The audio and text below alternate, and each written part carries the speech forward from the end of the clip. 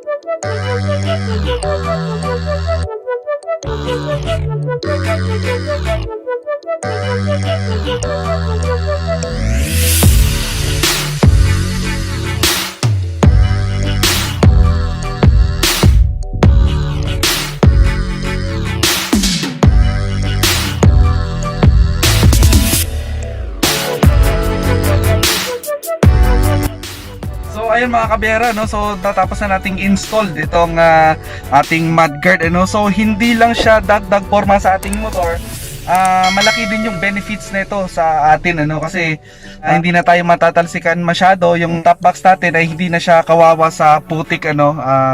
Ayun mga kabiyahero, no, maraming salamat sa pagsuporta at sa pagsubaybay at sa mga subscriber ko na laging nanonood sa ating channel at nakasupport lagi ano. Maraming salamat sa inyo at God bless sa inyong lahat ano. So at kung bago ka lang sa channel ko, don't forget to hit the like and subscribe at hit the notification bell para ma-notify tayo sa mga bagong uploads natin ano. So ayun mga kabiyahero, no, so maraming salamat sa pagsuporta at mag-iingat po tayo lagi at see you sa next vlog.